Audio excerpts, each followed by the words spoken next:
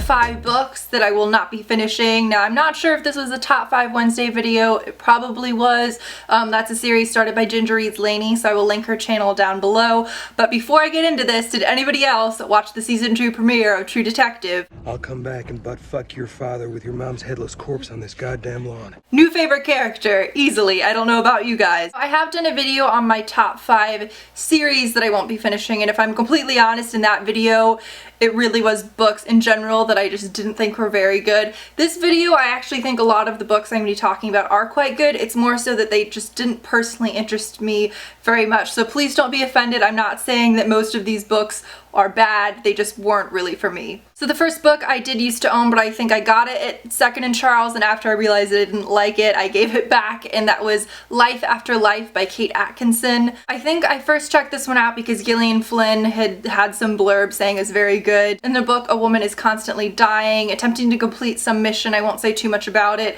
and returning to that same day, and I could not get past page 50. I think out of all the books I'm going to be talking about, this was the one that I got the least far into. I think Adultish Books also said she felt the same way and just couldn't stand it. And I don't mind books or even movies. If any of you have not seen Day After Tomorrow, I know a lot of us aren't Tom Cruise fans, but that movie is fantastic, and that also has him dying and coming back to life. That is fantastic. This premise can be done well, but I found myself so incredibly bored in this book. The next book is one I've talked about here before, I think, and that is Tender Morsels by Margot Lanahan. I'd been very excited for this one. This is a bit of a fairy tale retelling, but with a darker element. Very strange aspects to this book, seemed right up my alley, and I think I do have this marked as read because technically I think I finished it, but if I'm honest, my eyes glazed over for a lot of this. So realistically, I probably read maybe 85% or so. For this, I do have to say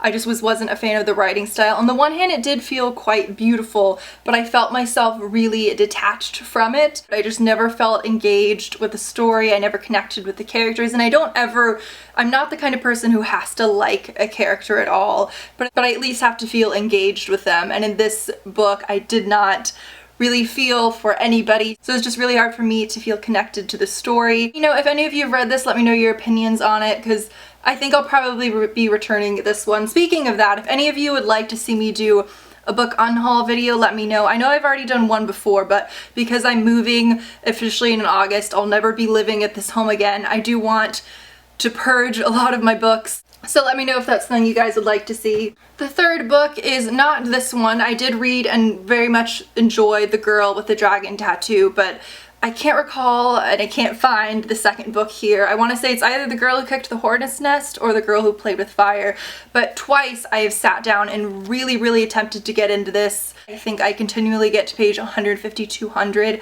and just always find a book that's sparking my interest more. What I loved about The Girl with the Dragon Tattoo was the atmosphere. I won't get into what this is about because I'm sure most of you guys know since it was so wildly popular, but I loved the mystery in this book and trying to figure out what happened. And the second book just didn't hold my attention in the same way. As you guys will see with most of these books, probably pretty obviously since this is about books I won't be finishing, it's not necessarily ones that I think are bad, it's just ones that didn't really hold my interest. The fourth book, and I think I did talk about this in my series I won't be finishing video, but unfortunately, and I do love the series, I love the show so much, I'm sure we all felt the same way at the end of series 5, but I could not finish Game of Thrones by George R.R. Martin. Now, before anyone freaks out, I did enjoy the writing, I enjoyed the characters, I enjoyed this book so much. I want to say I read 600 or so pages of the first book. Now, when I started the book, I want to say 3 seasons of the show were out, and I made the horrific mistake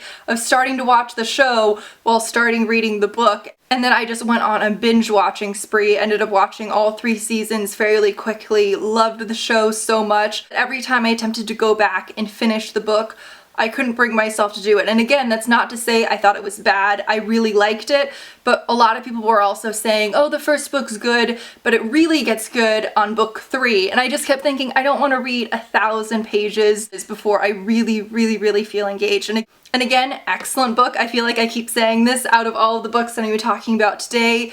I think that's the best out of the ones that I didn't finish. But for me to invest so much time into a series, and up front, I just don't like series very much to begin with. I prefer standalones.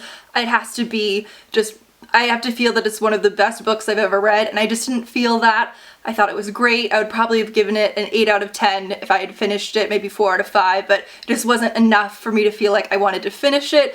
But if you want to try and convince me otherwise, feel free to do so. And number 5 is Obsidian by Jennifer L. Armentrout. I think that's how you say it. Now, every now and then I do enjoy young adult books with a romantic element. I can see a lot of people get very addicted to this series. I think the series is called the Lux series.